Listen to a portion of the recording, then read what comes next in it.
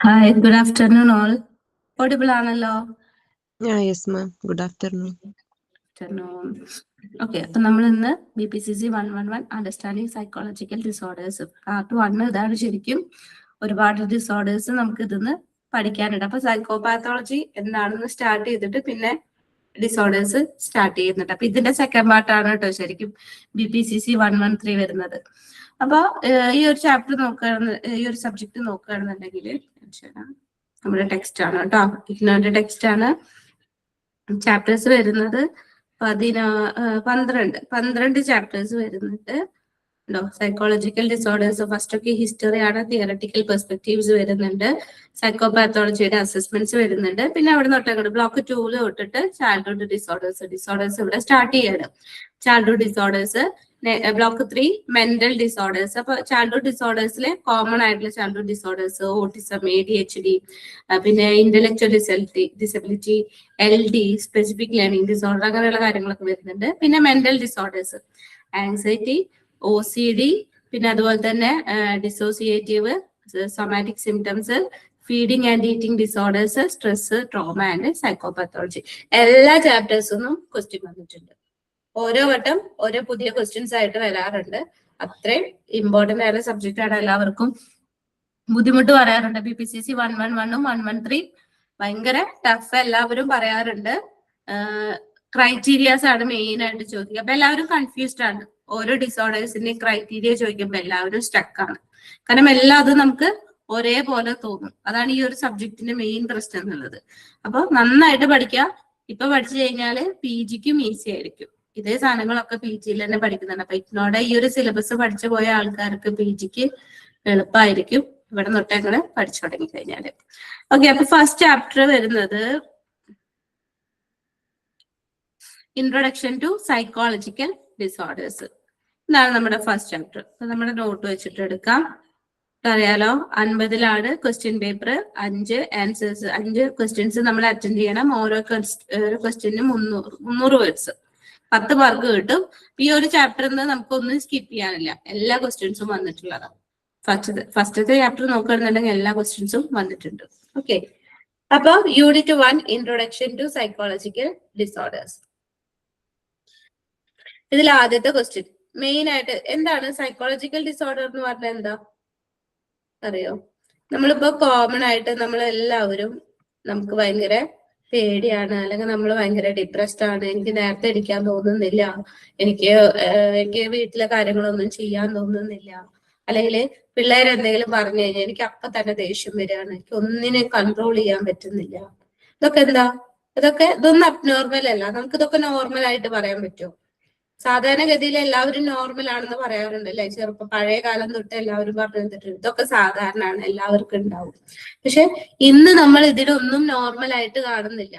ഒരാള് രാവിലെ എനിക്ക് എണീക്കാൻ പറ്റുന്നില്ല, എന്റെ വീട്ടിലെ പണികൾ എനിക്ക് ചെയ്യാൻ പറ്റുന്നില്ല, കിടക്കപ്പായൊന്നും എണീക്കാൻ എന്നെ കൊണ്ട് തോന്നുന്നില്ല, എനിക്ക് ഭയങ്കര സങ്കടം വരിക, ചെറിയ ചെറിയ കാര്യങ്ങൾ ആലോചിക്കുമ്പോൾ എനിക്ക് സങ്കടം വരുന്നുണ്ട്. ഇതൊക്കെ നോർമൽ ആണോ? ഒരിക്കലല്ല. നമുക്കിതൊക്കെ അബ്നോർമൽ ആണെന്ന് പറയണം. ചെറിയ ചെറിയ വിഷമങ്ങൾ നമുക്ക് എല്ലാവർക്കും ഉണ്ടായിരിക്കും. നമ്മുടെ മൂഡ് ശരിയായിരിക്കില്ല, അല്ലെങ്കിൽ നമുക്ക് ചെറിയ ചെറിയ ഫീലിങ്സും കാര്യങ്ങളൊക്കെ ഉണ്ടായിരിക്കും. പക്ഷെ എപ്പോഴും ഇങ്ങനെയാണ്, ഒരു 2 ആഴ്ചയിൽ കൂടുതൽ നമ്മൾ ഇങ്ങനെ ആയിട്ട് തുടരുന്നുണ്ട് വെച്ചെങ്കിൽ അതെന്താണ്? അത് അബ്നോർമൽ ആണെന്ന് പറയേണ്ടി വരും. അപ്പൊ ഫസ്റ്റത്തെ നമ്മുടെ ഈ ഒരു ടോപ്പിക് എന്ന് പറയുന്നത് concept of abnormality and normality ആണ്. എന്താണ് നോർമൽ അല്ലെങ്കിൽ എന്താണ് അബ്നോർമൽ ആയിട്ട് കരുതുന്നത്? ഇതാണ് ഇവിടെ ഡിസ്കസ് ചെയ്യുന്നത്. Okay, concept of abnormality and normality. Since 19th century, the term normal in English derived from the Latin term normalis means conforming to rules, standards or pattern. 19ാം നൂറ്റാണ്ട് തൊട്ടിട്ട് ഇംഗ്ലീഷ് വേർഡ് ആയിട്ടുള്ള normal derive ചെയ്തത് എവിടെ നിന്നാണ്? Latin term ആയിട്ടുള്ള നോർമാലിസ് എന്നാണ്. അപ്പൊ ലാറ്റിനിൽ ഈ ഒരു നോർമാലിസിനെ പറഞ്ഞിരുന്നത് confirming to rules, standards or patterns. ഒരു റൂള് കൺഫേം ആക്കുക, അല്ലെങ്കിൽ ഒരു സ്റ്റാൻഡേർഡ് ആ ഒരു പാറ്റേണിൽ തന്നെ ഇങ്ങനെ കണ്ടിന്യൂ ചെയ്തു പോവുക, ഇതൊക്കെയാണ് normal. The term abnormal comes from a summation of 2 Latin terms. ഇനി അബ്നോർമൽ എന്ന് പറയുമ്പോൾ എന്താ? 2 ലാറ്റിൻ വേർഡുകൾ കൂടി ചേർന്നിട്ടാണ് അബ്നോർമൽ എന്ന വാക്ക് വന്നിട്ടുള്ളത്. അതായത് അബ് പ്ലസ് നോർമ. അബ് എന്ന് പറയുന്നത് means of away from, deviate, and norma means rules. So abnormalis in Latin means deviating from a mixed rule or fixed. Join ആവുന്നുണ്ട്. Abnormalis in Latin means deviating from a fixed rule or irregular. അപ്പൊ abnormal എന്നുള്ള word വന്നിട്ടുള്ളത് എവിടെ നിന്നാണ്? Latin word ആയിട്ടുള്ള അബ് plus നോർമ. അബ് എന്ന് പറയുന്നത് എന്താ? അവേ ഫ്രം, ഡിവിയേറ്റ്, അതിൽ നിന്ന് മാറി നിൽക്കുക, നോർമയിൽ നിന്ന് മാറി നിൽക്കുക, നോർമൽ ആയിട്ടിൽ നിന്ന് വിട്ടു നിൽക്കുന്നതൊക്കെ എന്താണ്? അബ്നോർമൽ ആണ്. അങ്ങനെയാണ് ലാറ്റിൻ വേർഡ് ആയിട്ടുള്ള അബ്നോർമാലിസിൽ നിന്ന് ഈ ഒരു വാക്ക് വന്നിട്ടുള്ളത്. So it's English derivative abnormal means not conforming to rules. റൂൾസിനോട് കൺഫേം ചെയ്യുന്നില്ല. Deviating from a type, standard, contrary to system or law, irregular or unnatural. അപ്പൊ ഇംഗ്ലീഷിൽ ഇത് പറയാ അബ്നോർമൽ എന്നുള്ളതിന്റെ മീനിങ് എന്താണ്? റൂള് കൺഫേം ചെയ്യുന്നില്ല, എല്ലാത്തിൽ നിന്നും ഡിവിയേറ്റ് ചെയ്ത് അല്ലെങ്കിൽ മാറി നിൽക്കുക, contrary to system or law, നിയമങ്ങളും കാര്യങ്ങളും ഒന്നും അനുസരിക്കുന്നില്ല, അതിനൊക്കെ എതിരായിട്ട് നിൽക്കുക, ഇറഗുലർ ആവുക, അൺനാച്ചുറൽ ആവുക, ഇതൊക്കെ എന്താണ്? അബ്നോർമൽ ആണ്. Thus normality implies conforming to rules, standards, patterns, whereas abnormality means deviation from rules or standards. Normality എന്ന് പറയുമ്പോൾ കൺഫേം ചെയ്യാണ്, അതിൽ നിന്ന് ഡിവിയേറ്റ് ചെയ്ത് നിന്ന് കഴിഞ്ഞാൽ എന്താണ്? അബ്നോർമൽ ആയി.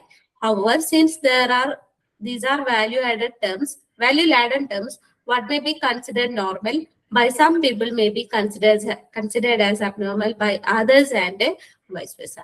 ഇങ്ങനെയൊക്കെ ആണെങ്കിൽ കൂടി എന്താണ്? ഇതൊക്കെ ഒരു വാല്യൂ ലാഡൻ ടേംസ് ആണ്. അതായത് നമ്മൾ നോർമൽ ആയിട്ട് കരുതുന്നത് ചിലര് അബ്നോർമൽ ആയിട്ടായിരിക്കും കരുതുന്നുണ്ടായിരിക്കും. ഇപ്പൊ നമ്മൾ നേരത്തെ തന്നെ പറഞ്ഞില്ലേ, ചില വീടുകളിൽ വഴക്കും കാര്യങ്ങളും പ്രശ്നങ്ങളും ഉണ്ടാവുന്നു. ഹസ്ബൻഡും വൈഫും നമ്മൾ ഒരു കണക്ഷനും ഇല്ല, കുട്ടികളുടെ കാര്യങ്ങൾ നോക്കുന്നില്ല. ചിലര് പറയാ അതൊക്കെ സാധാരണയാണ്, എല്ലാ വീട്ടിലും ഇതുണ്ടാവും. അത് ചിലർ അത് നോർമൽ ആയിട്ട് കരുതുന്നു. പക്ഷെ ചിലരെന്താവില്ല, അത് നോർമൽ ആയിട്ട് കരുതുന്നില്ല. അങ്ങനെ ഉണ്ടാവാൻ പാടില്ലല്ലോ, അത് ശരിയല്ലല്ലോ. അവരെല്ലാവരും ഒന്നില്ലെങ്കിൽ ആ ഹസ്ബൻഡും വൈഫും കൂടെ ഒരു സൈക്കോളജിസ്റ്റിനെ പോയിട്ട് കാണട്ടെ, അല്ലെങ്കിൽ ഒരു ഡോക്ടറെ സഹായം തേടട്ടെ, ഇങ്ങനെ ആയിരിക്കും. അപ്പൊ ചിലർ നോർമലായി കാണുന്ന കാര്യങ്ങൾ മറ്റു ചിലർ എന്തായിരിക്കില്ല, അബ്നോർമൽ ആയിട്ട് ആയിരിക്കും കാണുന്നുണ്ടാവുക, നോർമലായിട്ട് കാണുന്നുണ്ടാവില്ല. ഓക്കെ, അപ്പൊ concept of abnormality and normality മനസ്സിലായോ? Okay,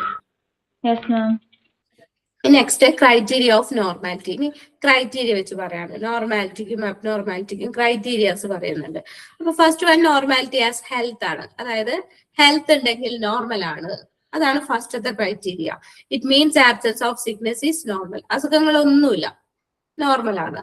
next normality as ideal, അതായത് ഒരു ഉട്ടോപ്പിയ എന്ന് പറയില്ലേ. It says that normally does not mean only being free from disease, but it means achieving the ideal state such as Rogers fully functioning person or Maslow's self-actualized person or Alport's mature personality. അതായത് ഒരു ideal സ്റ്റേറ്റിനെ പറ്റി പറയാണ്. അതായത് ഇപ്പൊ ഒരു it says that normally does not mean only being free from diseases. അസുഖങ്ങൾ ഇല്ലാത്തത് കൊണ്ട് മാത്രം നോർമൽ ആവുന്നില്ല. But it means achieving the ideal state, ഒരു ഐഡിയൽ സ്റ്റേറ്റിലോട്ട് എത്തുക. അതായത് നമ്മുടെ കാൾ റോജർ പറയുന്നത് പോലെ ഒരു ഫുള്ളി ഫങ്ഷനിങ് പേഴ്സൺ ആണെങ്കിൽ നോർമൽ ആണ്. അതുപോലെ തന്നെ മാസ്ലോന്റെ ഹൈറാർക്കി നീഡ്സ് അറിയാലോ, നമ്മുടെ പിരമിഡ് ഒക്കെ, അതിലെ ഏറ്റവും മുകളിലത്തെ നിലയിൽ ഇരിക്കുന്ന സെൽഫ് ആക്ച്വലൈസേഷൻ, ഇവിടെ എത്തിയ ഒരാളാന്ന് വിചാരിക്കുക. സെൽഫ് ആക്ച്വലൈസേഷൻ ആള് നോർമൽ ആയിരിക്കും. ഇനി ആൽപോർട്ടിന്റെ മെച്യൂർ പേഴ്സണാലിറ്റി, ആൽപോർട്ടിന്റെ പേഴ്സണാലിറ്റി ട്രേറ്റ് അനുസരിച്ച് മെച്യൂർ ആയിട്ടുള്ള ഒരാൾ നോർമൽ ആയിരിക്കും. ഇതാണ് നോർമാലിറ്റി ആസ് ഐഡിയൽ എന്ന് പറയുന്നത്. ഓക്കെ, ഇനി നെക്സ്റ്റ് ആണ് normality as average. Normality as average. The cases clustering around average are conceptualized as normal, while the cases at the extreme as abnormal. അതായത് ആവറേജ് എന്ന് പറയുമ്പോൾ എന്താ, നമ്മളിപ്പോ ഒരു 10 പേരുടെ മാർക്ക് എടുത്തു, അതിന്റെ ആവറേജ് കാണുക അല്ലെ. ഒരു ക്ലാസ്സിലെ 10 പേരുടെ മാർക്ക് എടുത്തു, ഇംഗ്ലീഷിലെ 10 പേരുടെ മാർക്ക് എടുത്തു, നമ്മൾ അതിന്റെ മീൻ കണ്ടു അല്ലെങ്കിൽ ആവറേജ് കണ്ടു. 50-ലായിരുന്നു മാർക്ക്, ആവറേജ് നോക്കിയപ്പോ ആ ക്ലാസ്സിന് 35 ആവറേജ് കിട്ടിയിരിക്കുന്നത്. ഇതിനോട് അടുത്ത് നിൽക്കുന്നവരൊക്കെ എന്തായിരിക്കും, നോർമൽ ആയിരിക്കും. നമുക്ക് ആവറേജ് കിട്ടിയത് 35. ഇതിനോട് അടുത്ത് നിൽക്കുന്ന സ്കോറുകൾ 30, 32, 38, 37, 36, 34 ഇതൊക്കെ എന്താണ്, നോർമൽ ആണ്. 2 നോർമൽ ആണോ? അല്ല. 49 നോർമൽ ആണോ? അല്ല. ആവറേജിൽ നിന്ന് ഡിവിയേറ്റ് ചെയ്ത് നിൽക്കുന്നതൊന്നും നോർമൽ അല്ല. 2 എന്ന് പറയുമ്പോൾ ഭയങ്കര കുറവായി പോയി. 49 പറയുമ്പോൾ അയ്യോ ആ കുട്ടിക്ക് നല്ല മാർക്ക് ഉണ്ടല്ലോ, അത് നോർമൽ അല്ല, തികച്ചും വ്യത്യാസമാണ്. ഇതാണ് നോർമാലിറ്റി ആസ് ആവറേജ് എന്ന് പറയുന്നത്. അതായത് ആവറേജിനോട് അടുത്ത് ക്ലസ്റ്റർ ചെയ്തിരിക്കുന്നതല്ല, ക്ലസ്റ്ററിങ് അറൌണ്ട് ആവറേജ്. ആവറേജിനോട് ചുറ്റും ഇരിക്കുന്ന അല്ലെങ്കിൽ കൂട്ടമായിട്ട് നിൽക്കുന്ന കേസുകളൊക്കെ നോർമൽ ആയിട്ടാണ് കൺസെപ്ഷ്യലൈസ് ചെയ്തിരിക്കുന്നത്. While the cases at the extreme as abnormal. എക്സ്ട്രീമിൽ പോയി കുത്തിരിക്കുന്നവരൊക്കെ അബ്നോർമൽ ആണ്. അതായത് 35 ഇവിടെയാണ്, സോറി ഇവിടെ ഉള്ളത് 49 അബ്നോർമൽ ആണ്. ഇവിടെ കിടക്കുന്ന 2ഉം 3ഉം അബ്നോർമൽ ആണ്. മനസ്സിലായോ പറഞ്ഞത്? ഇത് സ്റ്റാറ്റിസ്റ്റിക്കൽ തിയറി വെച്ചിട്ടാണ് കേട്ടോ പറയുന്നത്. According to statistical theory, cases clustering around average are normal, while the cases falling away from average at either side are abnormal. മനസ്സിലായോ പറഞ്ഞത്? ഓക്കെ ആണോ? ഓക്കെ. എനിക്ക് നല്ല ജലദോഷം ഉണ്ട്, സൗണ്ട് പറയുമ്പോൾ ഭയങ്കര ബുദ്ധിമുട്ട് വരുന്നുണ്ട്, അതുകൊണ്ടാണ്. Next, normality as socially acceptable. Social norms determine normality, that is behavior which conforms to the social norms is normal. അതായത് സോഷ്യലി അക്സെപ്റ്റബിൾ ആയിട്ടുള്ളതൊക്കെ നോർമൽ ആണ്. ഒരു കുട്ടി ക്ലാസ്സില് ടീച്ചർ പറയാണ്, പോയിട്ട് അവിടെ പോയിട്ട് കുറച്ചു നേരം എണീറ്റ് നിന്നു. കുട്ടി അതനുസരിച്ച് വെച്ചെങ്കിൽ സോഷ്യലി അക്സെപ്റ്റബിൾ ആണ്, ആ കുട്ടി നോർമൽ ആണ്. പക്ഷെ ടീച്ചർ പറഞ്ഞ കുട്ടി അനുസരിച്ചില്ല. ഞാൻ എന്തിനാ അവിടെ പോയിക്കേണ്ട ആവശ്യം? ഞാനിവിടെ ക്ലാസ് എടുക്കുന്നത് കേട്ടോണ്ടിരിക്കില്ല, ഞാൻ വർത്താനം പറഞ്ഞിട്ടൊന്നുമില്ല, പിന്നെ എന്തിനാ എണീറ്റിക്കണം? പറഞ്ഞത് അനുസരിച്ചില്ല, അപ്പൊ സോഷ്യലി അക്സെപ്റ്റബിൾ അല്ലാതാവും. അപ്പൊ അതിനെ അബ്നോർമൽ ആക്കും. അപ്പൊ സോഷ്യൽ നോംസ് ആണ് ഇവിടെ നോർമാലിറ്റി ഡിറ്റർമൈൻ ചെയ്യുന്നത്. ഒരു സൊസൈറ്റിയുടെ റൂൾസും കാര്യങ്ങളും നമ്മൾ അക്സെപ്റ്റ് ചെയ്യുന്നുണ്ടെങ്കിൽ നോർമൽ ആണ്. ഇപ്പൊ രാത്രി പുറത്തിറങ്ങി നടന്നു പെൺകുട്ടികൾ, ആ കുട്ടിക്ക് എന്തോ കുഴപ്പമുണ്ട്, ആ കുട്ടി ശരിയല്ല അല്ലെ? അബ്നോർമൽ ആക്കി മുദ്ര കുത്തിയപ്പോഴേക്കും. ഇനി നെക്സ്റ്റ് ആണ് normality as a process. Normality defined as a process as an individual passes through different developmental phases. His or her behavior is evaluated according to the given phase. അതായത് ഇവിടെ ഒരു പ്രോസസ് ആയിട്ടാണ് normality പറയുന്നത്. നമ്മൾ നമ്മുടെ different developmental faces നമ്മൾ correct pass ചെയ്യുന്നുണ്ടെങ്കിൽ അതെന്താണ്? നമ്മള് നോർമൽ ആണ്. അതാണ് ഇവിടെ പറഞ്ഞത്. ഇപ്പൊ കറക്റ്റ് ടൈമില് മുട്ടുകുത്തേണ്ട ടൈമില് മുട്ടുകുത്തുക, കമന്ന് കിടക്കേണ്ട ടൈമില് കമന്ന് കിടക്കുക, പിടിച്ചു നിൽക്കാൻ തുടങ്ങുന്ന സമയത്ത് നിൽക്കുക, ഓടാൻ സമയത്ത് ഓടി തുടങ്ങുക, ഇങ്ങനെയൊക്കെ ചെയ്യുന്നുണ്ടെങ്കിൽ ആ കുട്ടി നോർമൽ ആണ്. അപ്പൊ thus babbling is considered to be normal for an infant. Babbling എന്ന് പറയുമ്പോൾ എന്താ? ബ്ലാ ബ്ലാ ബ്ലാ ബ്ലാ എന്നിങ്ങനെ കുട്ടികൾ സൗണ്ട് ഉണ്ടാക്കുക. അത് ഇൻഫന്റ്സിനെ സംബന്ധിച്ചിടത്തോളം നോർമൽ ആണ്. But as an abnormal behaviour for a 5-year-old or for an adult. ഒരു 5 വയസ്സായ കുട്ടി ബാബ്ലിംഗ് ചെയ്യുന്നുണ്ടെങ്കിൽ അത് അബ്നോർമൽ ആണ്. അല്ലെങ്കിൽ ഒരു അഡൾട്ട് അത് ബാബ്ലിംഗ് ചെയ്യുന്നുണ്ടെങ്കിൽ അത് തികച്ചും അബ്നോർമൽ ആണ്. ഇങ്ങനെയാണ് ക്രൈറ്റീരിയ ഓഫ് നോർമാലിറ്റി. വന്നിട്ടുള്ള ക്വസ്റ്റ്യൻ ആണ് കേട്ടോ, അത്രയും ഇമ്പോർട്ടന്റ് ആണ്. Very very very important. Okay, അപ്പൊ normality as health, ideal, average, socially acceptable, process. Health എന്ന് പറയുമ്പോൾ അസുഖമില്ല, നോർമൽ ആണ്. ഐഡിയൽ എന്ന് പറയുമ്പോൾ എന്താ? റോജറിന്റെ ഫുള്ളി ഫങ്ഷനിങ് പേഴ്സൺ, മാഷ്ലോന്റെ സെൽഫ് ആക്ച്വലൈസ്ഡ് പേഴ്സൺ, ഓൾബർട്ടിന്റെ മെച്യൂർ പേഴ്സണാലിറ്റി. ആവറേജ് എന്ന് പറയുമ്പോൾ ആവറേജിന് ചുറ്റും ക്ലസ്റ്റർ ചെയ്ത് കിടക്കുന്നതൊക്കെ നോർമൽ. എക്സ്ട്രീം എൻഡിലോട്ട് പോയി കഴിഞ്ഞാൽ അബ്നോർമൽ. പിന്നെ സോഷ്യലി അക്സെപ്റ്റബിൾ ആയിരിക്കുക, സൊസൈറ്റി പറയുന്ന പോലെ നടന്നു കഴിഞ്ഞാൽ നമ്മൾ എല്ലാവരും നോർമൽ ആണ്. പിന്നെ as a process developmental phases ആണ് പറയുന്നത്. ബാബ്ലിംഗ് ഒരു എക്സാമ്പിൾ ആയിട്ട് ചെയ്തു. ഓക്കെ ആണ് ഇതുവരെ? Next, criteria of abnormality. അബ്നോർമാലിറ്റിയുടെ ക്രൈറ്റീരിയാസ് നോക്കുകയാണെന്നുണ്ടെങ്കിൽ, the more someone meets these criteria the greater the possibility for them to show abnormality. ഈ ക്രൈറ്റീരിയാസ് കണ്ടു വന്നു കഴിഞ്ഞാൽ നമുക്കത് അബ്നോർമാലിറ്റി, ആ ഒരാള് അബ്നോർമൽ ആണെന്ന് പറയാം. ഓക്കെ, ക്രൈറ്റീരിയാസ് നോക്കാം. Distress in psychology. സൈക്കോളജിയിലെ ഡിസ്ട്രസ് എന്ന് പറയുന്ന ഒരു അവസ്ഥ തികച്ചും അബ്നോർമൽ ആണ്. Distress can be defined as mental suffering or mental agony. അതായത് മെന്റലി നമ്മളിങ്ങനെ സഫർ ചെയ്തുകൊണ്ടിരിക്കുക, നമുക്കിങ്ങനെ പുറത്ത് പറയാൻ പറ്റാണ്ട് ഇങ്ങനെ നമ്മളിങ്ങനെ ഒതുക്കി പിടിച്ച് ഇങ്ങനെ ആകെ സങ്കടപ്പെട്ട് ഒത്തിരിക്കില്ലേ, അതാണ് ഇവിടെ സൈക്കോളജിക്കൽ ഡിസ്ട്രസ് എന്ന് പറയുന്നത്. ഓക്കെ, അപ്പൊ മെന്റൽ സഫറിങ് എന്ന് പറയുമ്പോൾ അല്ലെങ്കിൽ മെന്റൽ അഗോണി അതെന്താണ്? അതിനെയാണ് ഡിസ്ട്രസ് എന്ന് പറയുന്നത്. Thus any cognition, emotion and or action causing mental suffering or mental agony in an individual may indicate abnormality.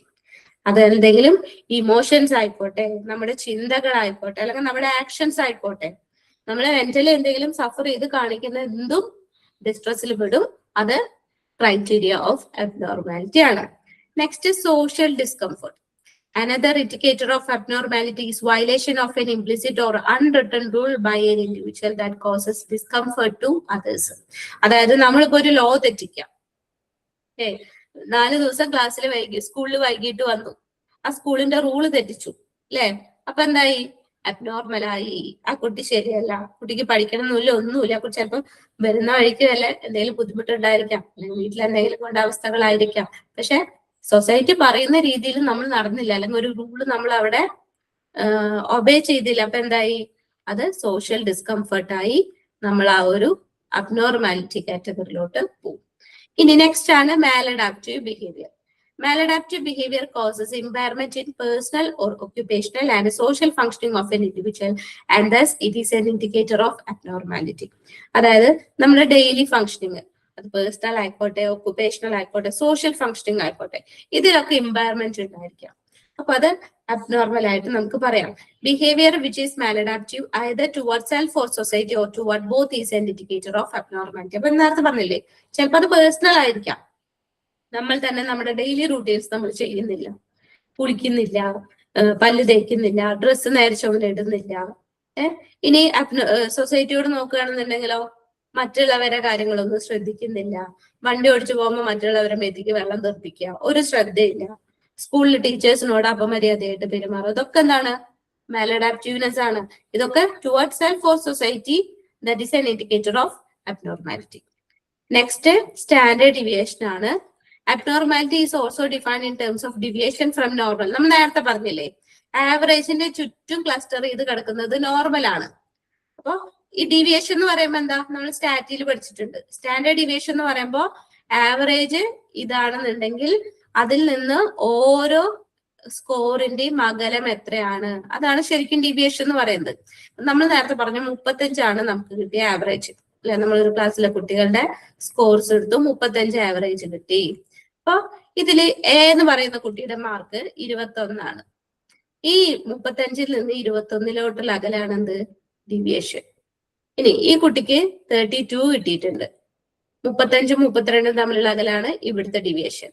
അപ്പൊ ഡീവിയേഷൻ എത്രയും കൂടുന്നോ അത് അബ്നോർമൽ ആണെന്ന് പറയാം. നേരത്തെ പറഞ്ഞ അതേ സാധനം ഡീവിയേഷൻ വെച്ച് പറഞ്ഞു എന്നാണ് കേട്ടോ. മനസ്സിലായോ അത്?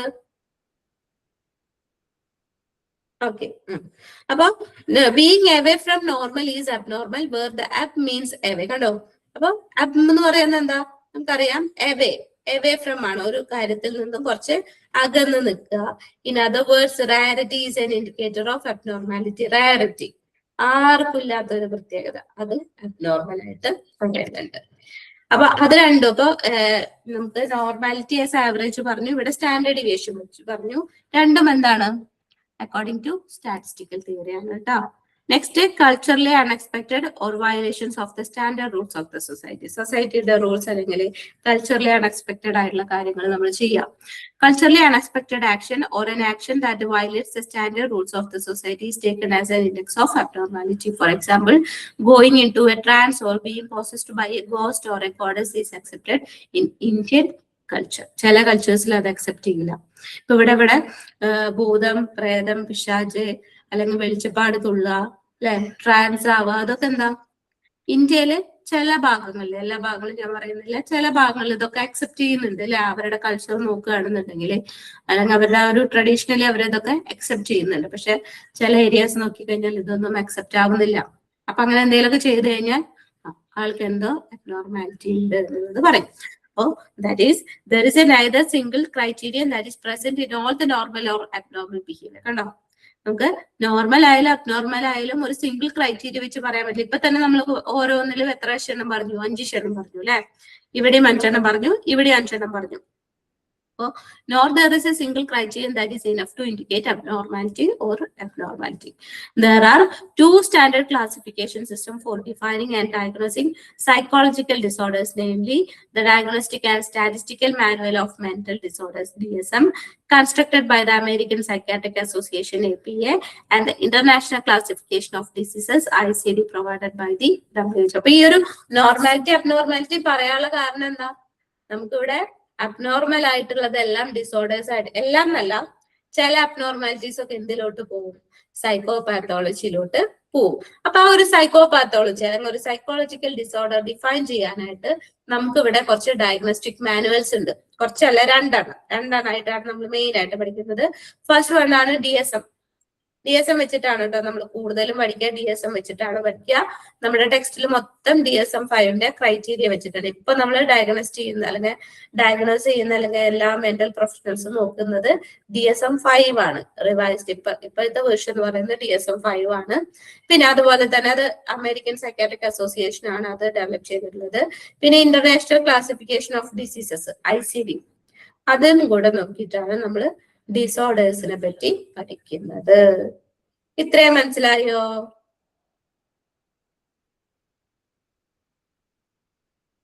ഓക്കെ. ഇനി നെക്സ്റ്റ് വരുന്നത് historical perspectives. Okay, historical perspectives ഇന്നെടുത്ത് തീരില്ല, നമുക്ക് 1-2 പറഞ്ഞു പോവാം. Okay, historical perspectives of psychological disorders. എങ്ങനെയാണ് ഈ ഒരു സൈക്കോളജിക്കൽ ഡിസോർഡേഴ്സ് എങ്ങനെ വന്നു? ഇങ്ങനെയാണല്ലേ ഫസ്റ്റിലൊക്കെ എന്തെങ്കിലും ഒരു അസുഖം എന്ന് പറഞ്ഞാൽ ഇപ്പോഴാണ് കൂടുതലും സൈക്കോളജിക്കൽ ഡിസോർഡേഴ്സ് ആയത്. നേരത്തെ പറഞ്ഞ പോലെ നമുക്ക് ആൻസൈറ്റി ആണ്, ഡിപ്രഷൻ ആണ്, സ്ട്രെസ് ആണ്. ഇതൊന്നും സ്ട്രെസ് ആണോ ആൻസൈറ്റി ആണോ ഡിപ്രഷൻ ആണോ എന്നൊന്നും ആരും പറഞ്ഞിരുന്നില്ല. ഇന്നിപ്പോ ഏറെക്കുറെ നമ്മളൊക്കെ മനസ്സിലാക്കി തുടങ്ങിയില്ല. അപ്പൊ ഇതിനൊരു ഓർഡർ ഉണ്ട്, ഒരു ഹിസ്റ്ററി ഉണ്ട്, എവിടെ നിന്നാണ് ഇതൊക്കെ സ്റ്റാർട്ട് ചെയ്തിട്ടുള്ളത്. ദ ആൻഷ്യൻ പീരീഡ്, ഫസ്റ്റ് പുരാതന കാലഘട്ടത്തിലുള്ള കാര്യമാണ് പറയുന്നത്. The ancient period, psychopathology or abnormal mental condition has existed since humans began. ശരിക്കും ഈ ഒരു അബ്നോർമൽ മെന്റൽ കണ്ടീഷൻ എപ്പോ തൊട്ട് തുടങ്ങിയിട്ടുണ്ട്? മനുഷ്യന്മാരെ ഉണ്ടായപ്പോ തൊട്ടേ ഈ ഒരു അബ്നോർമൽ കണ്ടീഷൻസ് സ്റ്റാർട്ട് ചെയ്തിട്ടുണ്ട്. In ancient times one treatment was trepanning, drilling holes in the skull to release evil spirits believed to cause illness. അപ്പൊ അന്ന് ഈ ഒരു ഹ്യൂമൻസിലെ പഴയ കാലത്ത് ആൻഷ്യൻ ടൈമിൽ യൂസ് ചെയ്തുകൊണ്ടിരുന്ന ഒരു ട്രീറ്റ്മെന്റ് ആണ് ട്രപ്പാനിങ്. ട്രപ്പാനിങ് എന്ന് പറയുന്നത് തലയോട്ടിയിൽ ഇങ്ങനെ ഒരു വലിയൊരു ഹോൾ ഇങ്ങനെ ഡ്രിൽ ചെയ്യാം. എന്തിനാന്ന് വെച്ച് കഴിഞ്ഞാല് ഈവിൾ സ്പിരിറ്റ്സ് പുറത്തേക്ക് പോകാനായിട്ട്. അത് ഈ ഭൂതം, പ്രേതം, പിശാച് അങ്ങനത്തെ സാധനങ്ങളൊക്കെ ഉണ്ടല്ലോ, ബാധ ഒഴിപ്പിക്കല്. അതാണ് ശരിക്കും ചെയ്തിരുന്നത്. തലയോട്ടിയിൽ ഇങ്ങനെ വലിയൊരു ഇങ്ങനെ ഹോൾ ഉണ്ടാക്കും. ആ ഹോളിൽ കൂടെ എന്ത് ചെയ്യാം, ഈ ഒരു ഈവിൾ സ്പിരിറ്റിന്, അതാണ് ഇൽനെസ് ഉണ്ടാക്കുന്ന കാരണം, അല്ലെങ്കിൽ ഒരു മെന്റൽ ഇൽനെസ് ഉണ്ടാക്കുന്ന കാരണം ഈ ഒരു ഈവിൾ സ്പിരിറ്റ് ആണ്. അതിനെ പുറത്ത് കളയാനായിട്ട് വലിയൊരു ഹോൾ ഇങ്ങനെ ഡ്രിൽ ചെയ്യാം. Surprisingly some people survive. ചിലരൊക്കെ അതിൽ നിന്ന് സർവൈവ് ചെയ്തു പോകും. ഒന്ന് ആലോചിച്ച് നോക്കിയ ബ്രെയിനോ ഹോൾ അടിച്ചുള്ള ഒരു അവസ്ഥ എന്തായിരിക്കും? And skulls show signs of healing. ചിലവർക്കൊക്കെ അതിൽ മാറ്റം കണ്ടു. അപ്പൊ ഈ മാറ്റം വന്നപ്പോ എല്ലാവരും അത് വിശ്വസിച്ചിരുന്നു അന്നത്തെ കാലത്ത്. പക്ഷെ ചിലരൊന്നും അതിൽ മാറ്റം വന്നിട്ടില്ല. This is one of the earliest example of demonology or exorcism. അന്നത്തെ ഭൂതശാസ്ത്രം അല്ലെങ്കിൽ എക്സോസിസം എന്ന് പറയുന്ന സംഭവമൊക്കെ ഇല്ലേ, അതാണ് അതിന്റെ ഏറ്റവും വലിയൊരു എക്സാമ്പിൾ ആണ് ഈ ഒരു ട്രപ്പാനിങ് മെത്തേഡ്. അന്നത്തെ കാലത്ത് കുറെ പേരുടെ തലയോട്ടിയിൽ നിന്നൊക്കെ അതിനുള്ള തെളിവുകൾ ലഭിച്ചിട്ടുണ്ട്. Over time rituals like magical potions, chants and holy water replaced drilling. പിന്നെ അതിങ്ങനെ കഴിഞ്ഞു കേട്ടോ. അത് കഴിഞ്ഞപ്പോ എന്തായി? മാജിക്കൽ പോർഷൻസ് വന്നു, ചാൻസ്, മന്ത്രങ്ങളും ഉച്ചാരണങ്ങളൊക്കെ ഉരുവിട്ടുകൊണ്ട്, അല്ലെങ്കിൽ ഈ ഹോളി വാട്ടർ, ഈ മറ്റേ വെള്ളം തെളിക്കുന്ന സംഭവങ്ങളൊക്കെ ഇല്ലേ നമ്മൾ സിനിമയിലൊക്കെ കണ്ടിട്ടില്ലേ, ഹോളി വാട്ടർ സ്പ്രെഡ് ചെയ്യുക. നമ്മുടെ നണ്ണിലൊക്കെ കാണിക്കുന്നില്ലേ, ഇംഗ്ലീഷ് നൺ സിനിമയിലൊക്കെ ഒരു ഹോളി വാട്ടർ റിപ്ലേസ്, അങ്ങനത്തെ സാധനങ്ങളൊക്കെ പിന്നീട് വന്നു. അപ്പൊ ഡ്രില്ലിങ്ങിന് പകരം പിന്നെ അങ്ങനത്തെ കുറെ മെത്തേഡ്സ് യൂസ് ചെയ്തു. Religious text like the new testament describe events such as Jesus driving out demons. അതായത് റിലീജിയസ് ടെക്സ്റ്റുകൾ, ന്യൂ ടെസ്റ്റമെന്റ് എന്ന് പറയുന്നുള്ള റിലീജിയസ് ടെക്സ്റ്റുകൾ, അന്നത്തെ മതപരമായിട്ടുള്ള അന്നത്തെ കുറെ വാക്കുകൾ അല്ലെങ്കിൽ പുസ്തകങ്ങൾ, അതിലൊക്കെ describe events such as Jesus driving out demons. Jesus എന്ത് ചെയ്യുന്നുണ്ട്? പ്രേതങ്ങളെ പുറത്താക്കുന്നുണ്ട്. അല്ലെങ്കിൽ നമ്മളിപ്പോ മതപരമായിട്ട് പറയാറില്ല, ഇപ്പൊ സിനിമകളിൽ കാണുന്ന പോലെ തന്നെ കുരിശ് കാണിച്ച് പുറന്തള്ളിക്കുക എന്നൊക്കെ പറയില്ലേ, അങ്ങനത്തെ സംഭവങ്ങള്. ആൻഷ്യൻ സിവിലൈസേഷൻസ്, അതായത് Greece, Egypt, China and India had their own explanations for abnormal behaviour. ഇനി ഗ്രീസ്, ഈജിപ്ത്, ചൈന, ഇന്ത്യ ഒക്കെ നോക്കുകയാണെന്നുണ്ടെങ്കിൽ അബ്നോർമൽ ബിഹേവിയറിനൊക്കെ ആ രാജ്യക്കാർക്ക് അവരുടേതായിട്ടുള്ള എക്സ്പ്ലനേഷൻസ് ഉണ്ടായിരുന്നു. നമ്മുടെ ഇന്ത്യക്കും ഉണ്ടായിരുന്നു. ഈ 4 രാജ്യക്കാർക്കും അവരുടേതായിട്ടുള്ള എക്സ്പ്ലനേഷൻസ് ആയിരുന്നു. ഗ്രീസിൽ നോക്കുകയാണെന്നുണ്ടെങ്കിൽ hypocrites proposed that the brain was the seat of thought and mental illness, rejecting the supernatural causes. ഗ്രീസുകാരെ എന്ത് ചെയ്തു? ഹിപ്പോക്രൈറ്റ്സിന്റെ കാലഘട്ടത്തായിരുന്നു. ആ കാലഘട്ടത്തില് മെന്റൽ ഇൽനെസ്സിന് കാരണം ബ്രെയിൻ ആണ്. Okay. Brain was the seat of thought and mental illness. Brain ആണ് ഇതിനെല്ലാത്തിനും കാരണം. അതല്ലാതെ ഈ പറയുന്ന സൂപ്പർ നാച്ചുറൽ കോസസ് ഒന്നല്ല. അതായത് ഭൂതം, പ്രേതം, പിശാച്, ഹോളി വാട്ടർ അങ്ങനത്തെ സാധനങ്ങളൊന്നല്ല. ബ്രെയിൻ ആണ് ഇതിന്റെ ഒക്കെ മെയിൻ ആളെന്നുള്ളത് ഗ്രീസ് ആണെന്ന് പറഞ്ഞു. In India, texts like the Chakra Samhita and the Shusruta Samhita explained mental disorders in terms of body and mind balance. നമ്മുടെ ഇന്ത്യയിൽ നോക്കുകയാണെന്നുണ്ടെങ്കിൽ ചക്ര സംഹിത അല്ലാണ്ട് ചരക സംഹിത, ശുശ്രുത സംഹിത, ഇത് രണ്ടിലും എന്ത് പറഞ്ഞു? നമ്മുടെ മൈൻഡും ബോഡിയും തമ്മിലുള്ള ഒരു കണക്ഷൻ, അല്ലെങ്കിൽ ഒരു മൈൻഡിന്റെയും ബോഡിയുടെയും ഇംബാലൻസ് വരുമ്പോഴാണ് മെന്റൽ ഡിസോർഡേഴ്സ് ഉണ്ടാവുന്നത് എന്നാണ് നമ്മുടെ ഇന്ത്യക്കാര് പറഞ്ഞത്. In China, Chung Ching emphasized internal causes. ചൈനയിൽ പറഞ്ഞ എന്താ? ചുങ്ചിങ് ആണ് പറഞ്ഞത് ഇന്റേണൽ കോസസ് ആണ് മെന്റൽ ഡിസോർഡേഴ്സിന് അല്ലെങ്കിൽ ഇൽനെസ്സിന് കാരണം മെന്റൽ ഡിസോർഡേഴ്സ് ആണെന്ന് പറഞ്ഞു. Hippocrates and later Roman physicians advanced the idea that mental illness could from physical or environmental causes. പിന്നീട് ഹിപ്പോക്രേറ്റ്സും അതേപോലെ തന്നെ റോമൻ ഫിസിഷ്യൻസും അവരെന്ത് ചെയ്തു? Advanced the idea that mental illness could from physical or environmental causes. രണ്ടും വന്നു. നമ്മുടെ ബോഡി പ്ലസ് എൻവയറമെന്റൽ കോസസ് രണ്ടും കൂടെ ഉണ്ടാവുന്നതുകൊണ്ട് എന്തൊക്കെയോ പ്രശ്നം കൊണ്ടാണ് മെന്റൽ ഇൽനെസ് ഉണ്ടാവുന്നത് എന്ന് ഹിപ്പോക്രേറ്റ്സും റോമൻ ഫിസിഷ്യൻസും പറഞ്ഞു. Next, sanatoria were build for treatment such as the temple of Saturn in Rome. ഒരു സാനറ്റോറിയം ബിൽഡ് ചെയ്തു ട്രീറ്റ്മെന്റിന് വേണ്ടിയിട്ട്. സാനറ്റോറിയം ബിൽഡ് ചെയ്യാണ്. ടെമ്പിൾ ഓഫ് സാറ്റേൺ ഇൻ റോമിലാണ് അത് ബിൽഡ് ചെയ്തത്. Egyptian medicine also influenced Greek and Roman thought. These development shifted understanding from purely supernatural explanations toward early scientific and medical approaches to mental health. Egyptian medicines കൊണ്ടുവന്നു. അപ്പൊ ഗ്രീക്കിന്റെയും Roman thought എങ്ങനെയായിരുന്നു നമ്മൾ പറഞ്ഞു?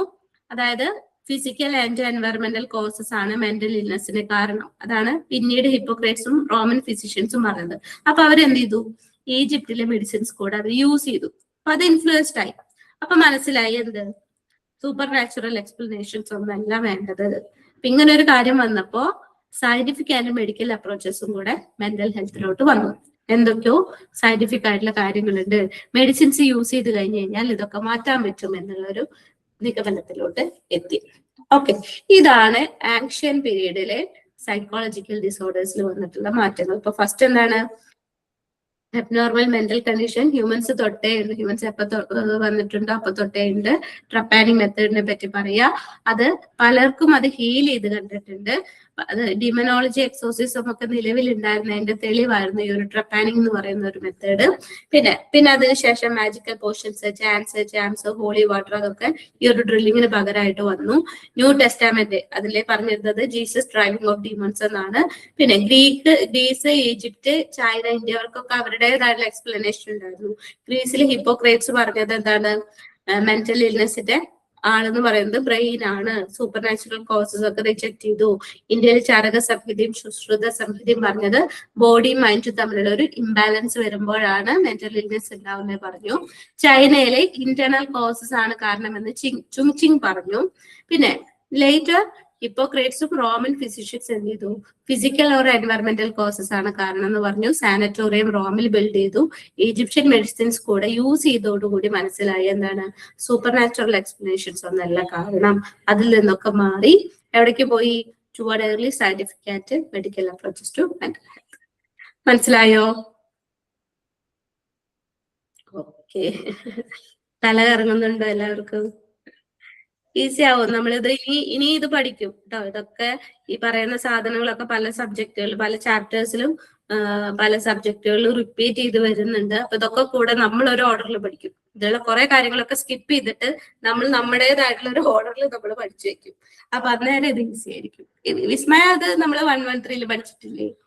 113 114 ഏറ്റവും കൂടെ പറഞ്ഞിട്ടുണ്ട്. ഇതേ സാധനങ്ങള് കുറച്ച് മാറ്റങ്ങളൊക്കെ വരുത്തി പറഞ്ഞിട്ടുണ്ട്. അപ്പൊ അതൊന്നൊക്കെ ഇതൊന്നും കൂടെ കോമൺ ആയിട്ടുള്ള കാര്യങ്ങൾ നമ്മൾ പഠിക്കും. നമ്മൾ അത് മാത്രം എഴുതിയാൽ മതി. നമുക്കൊരു 300 വേർഡ്സ് എഴുതുന്ന പറയുമ്പോൾ 3 to 4 pages എഴുതാൻ വേണ്ടുള്ളൂ. അപ്പൊ അതിലേക്ക് എഴുതാനുള്ള കാര്യങ്ങൾ നമ്മൾ പഠിച്ചു വെക്കാം. നിങ്ങൾക്ക് ഏതൊക്കെയാണ് ഓർമ്മ നിൽക്കുന്നത് അതൊക്കെ പഠിച്ചു വെക്കാം. ഓക്കെ, ഇതിൽ ഹിസ്റ്റോറിക്കൽ പീരീഡ് കഴിഞ്ഞിട്ടില്ല കേട്ടോ. മിഡിൽ ഏജസ് വരുന്നുണ്ട്. 15th to 18th സെഞ്ചുറി വരുന്നുണ്ട്. പിന്നെ 19th to 20th സെഞ്ചുറി വരുന്നുണ്ട്. പിന്നെ അതൊക്കെ കഴിഞ്ഞിട്ട് കണ്ടംപററി പെർസ്പെക്റ്റീവ്, ഇന്ന് നമ്മൾ യൂസ് ചെയ്യുന്ന പെർസ്പെക്റ്റീവ്സ് വന്നിട്ടുള്ള ക്വസ്റ്റ്യൻ ആണ് കേട്ടോ. വലിയൊരു ചാപ്റ്റർ ആണിത്. ഓക്കെ, ബാക്കി നമുക്ക് നാളെ എടുക്കാം. ഡീറ്റെയിൽ ആയിട്ട് എടുത്തു കഴിഞ്ഞാൽ നമുക്ക് ഒരുപാട് ദിവസത്തേക്ക് പോകും. ഓക്കെ, ബാക്കി നമുക്ക് നാളെ എടുക്കാം കേട്ടോ. അപ്പൊ നാളെ ഒരു ടൈമില് 12 മണിക്ക് തന്നെ ആയിരിക്കും സെഷൻസ് വരുന്നത്. നമ്മുടെ ഫ്രീ ക്ലാസ് നമ്മൾ യൂട്യൂബിൽ അപ്ലോഡ് ചെയ്യുന്നുണ്ട്. ഒരാതെ ഗ്രൂപ്പിൽ ഷെയർ ചെയ്യാം. ഫസ്റ്റ് ചാപ്റ്റർ നമ്മൾ ഫ്രീ ക്ലാസ് ആയിരിക്കും. സെക്കൻഡ് ചാപ്റ്റർ തൊട്ടിട്ട് നമ്മൾ റെഗുലർ സ്റ്റുഡൻസിന് ക്ലാസ് കൊടുക്കും. അപ്പോൾ നമ്മുടെ ഫീസ് വളരെ കുറവാണ് കേട്ടോ. തേർഡ് ഇയറിന് 4000 ആണ് നമ്മൾ ഫീ ഇട്ടിട്ടുള്ളത്. അപ്പൊ അതില് പെർ സബ്ജക്ട് നിങ്ങൾ എടുക്കുകയാണെന്നുണ്ടെങ്കിൽ ചിലപ്പോൾ അതില് വ്യത്യാസം കൂടുതലായിരിക്കും. അപ്പോൾ പാക്കേജ് ആയിട്ട് എടുത്തു കഴിഞ്ഞാൽ 1000 രൂപ പേയ്മെന്റ് അടച്ചു കഴിഞ്ഞാൽ നിങ്ങൾക്ക് ക്ലാസ്സിൽ ജോയിൻ ചെയ്യാം. റെഗുലർ ക്ലാസ് ഉണ്ടായിരിക്കും. Daily 2 subject. ഇപ്പൊ നമ്മൾ 111 എടുത്തു. പിന്നെ നമ്മൾ കഴിഞ്ഞ വീക്കിൽ സ്റ്റാർട്ട് ചെയ്തായിരുന്നു 112. അങ്ങനെ 2 സബ്ജക്ട് ഡെയിലി എടുത്തു പോകും. എങ്കിലേ നമുക്ക് 4 സബ്ജക്റ്റും കഴിഞ്ഞ് എക്സാമിന് പഠിക്കാനുള്ള ടൈം കിട്ടുള്ളൂ. അപ്പൊ ഡെയിലി 2 സബ്ജക്ട് ഉണ്ടായിരിക്കും കേട്ടോ. 111 112 ആണ് ഇപ്പൊ നമ്മൾ എടുത്തുകൊണ്ടിരിക്കുന്നത്. അപ്പോൾ യൂട്യൂബിൽ അപ്ലോഡ് ചെയ്യാം. എന്തെങ്കിലും ഉണ്ടെന്നുണ്ടെങ്കിൽ കോൺടാക്ട് ചെയ്യാം. Okay, thank you. ബൈ. അടുത്ത സെഷനിൽ നമുക്ക് വീണ്ടും കാണാം നാളെ 12 മണിക്ക് കേട്ടോ. Okay, bye. Thank you. Class എങ്ങനെ ഉണ്ടായിരുന്നു ഒന്ന് ഫീഡ്ബാക്ക് വിടുവോ ഗ്രൂപ്പിലെങ്ങാനും? Okay, bye. Thank you. Thank you, ma'am. Thank you.